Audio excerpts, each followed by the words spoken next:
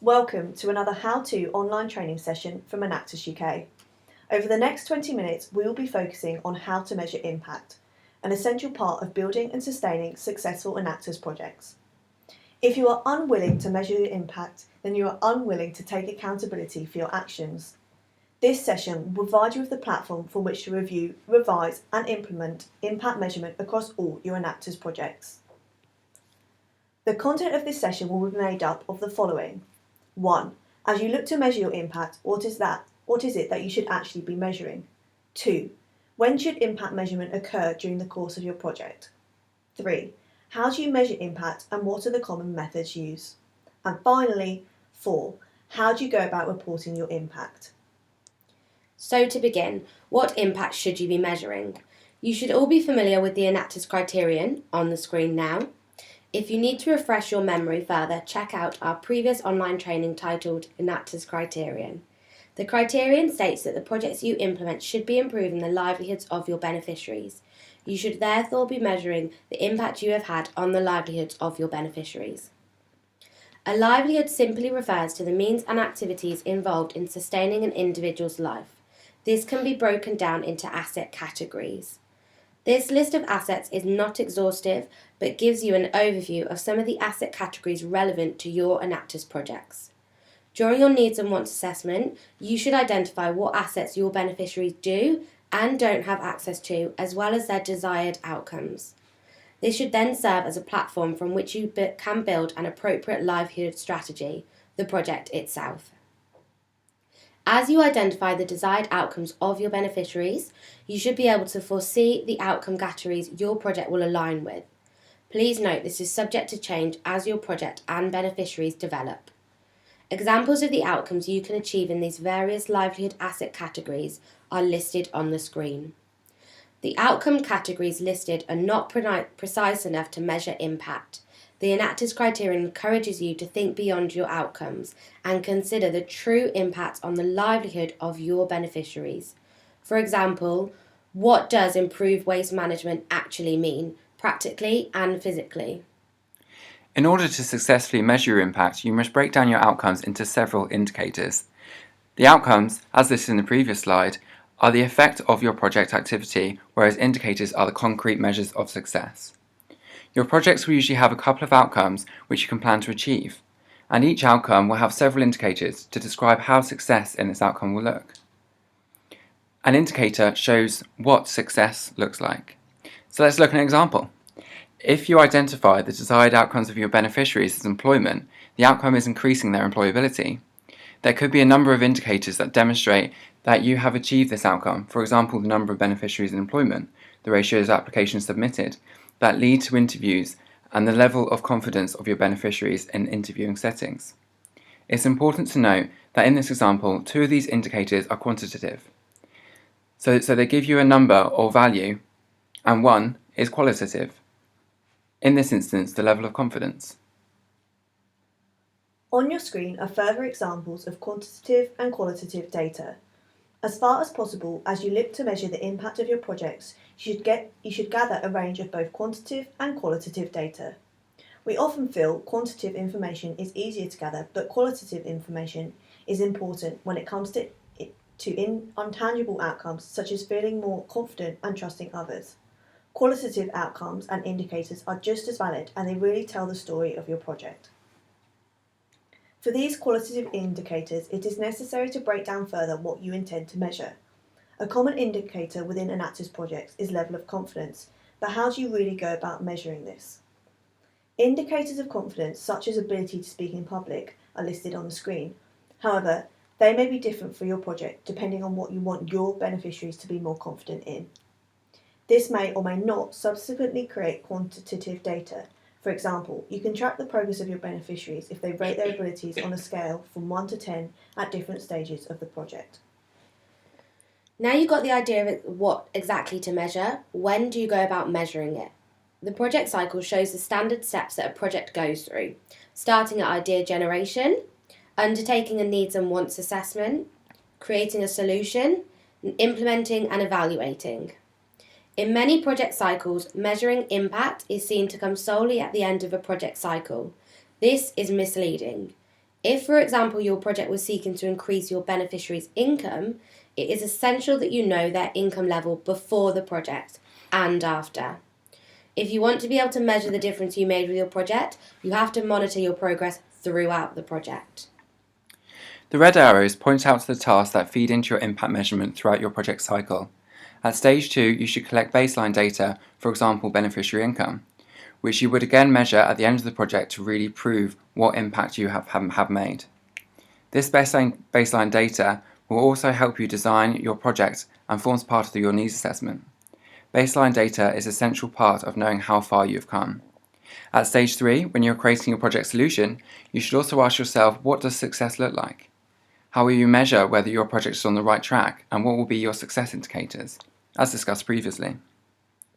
As you are running your project, stage 4, you should record your inputs such as money put in, time invested, and training materials produced. You should also measure constantly how you are performing against your targets. For example, if your target for your year 1 was to reach out to 20 beneficiaries, how close are you to this?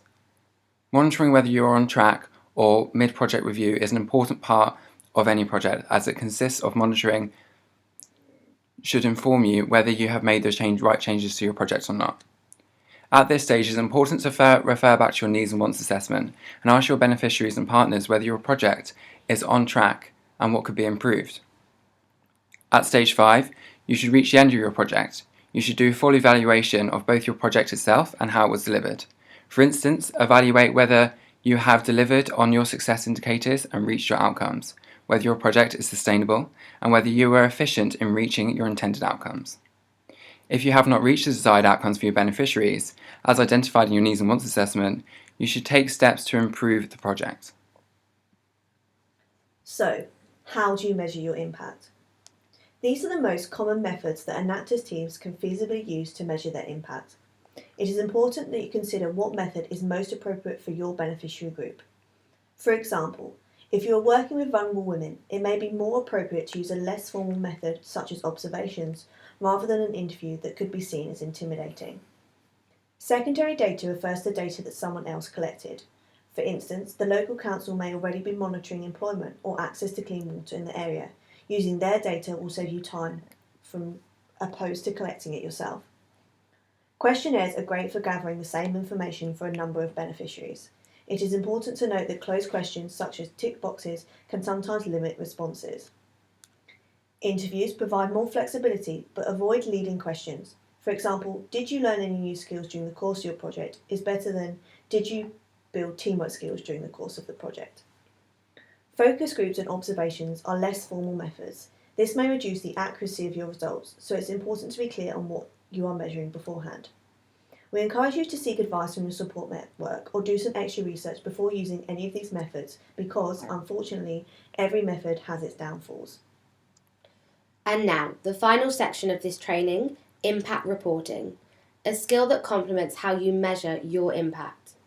Creating an impact report can stimulate impact measurement, communicate important messages to key stakeholders, encourage learning and quality improvement within your project, increase morale of both team members and beneficiaries, stop or reduce mission drift, and ensure you are both transparent and accountable.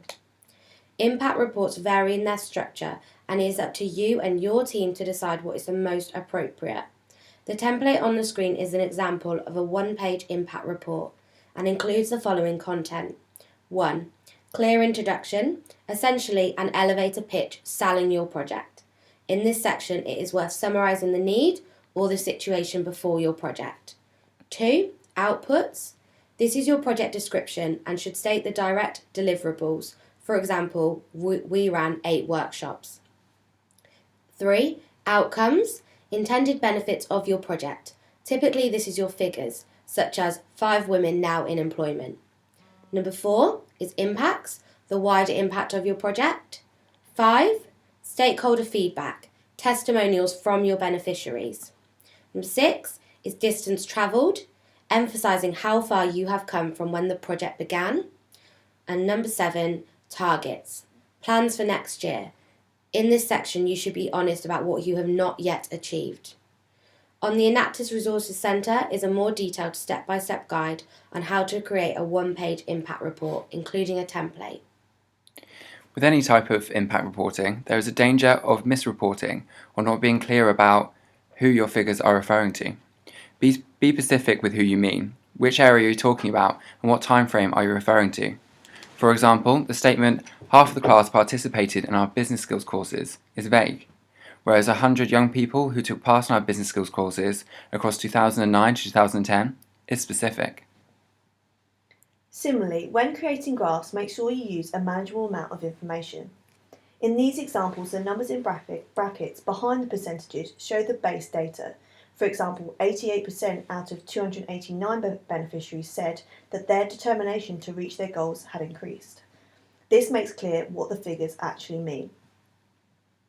Too many categories and colours is a strong indicator that you are trying to fit too much information into one graph. Break it up and make it as simple and clear for your audience as possible. Get quotes into your impact report. If it comes directly from a beneficiary, the message you are trying to portray is so much stronger. However, ensure you only reveal the names of beneficiaries when appropriate. And finally, images. The right picture can say 1,000 words, but choose them wisely. Consider what kind of message you want to give, one of despair, one of hope, or one of action. Again, please ensure you gain permission before you use your photos with beneficiaries, as well as team members. And so that is it. We hope you now have a better understanding of what, when and how you should be measuring impact within your Enactus projects and the best way to report your findings. Please check out the Enactus UK Resource Centre for the Impact Report template amongst hundreds of other resources. With thanks to Vicky Pelka for providing content for this training, and if you have any further questions, get in contact with your Programme Manager or contact Vicky directly, details on the screen, who will be happy to answer any questions. We hope you found this session useful, and we hope to bring you more online training sessions in the future.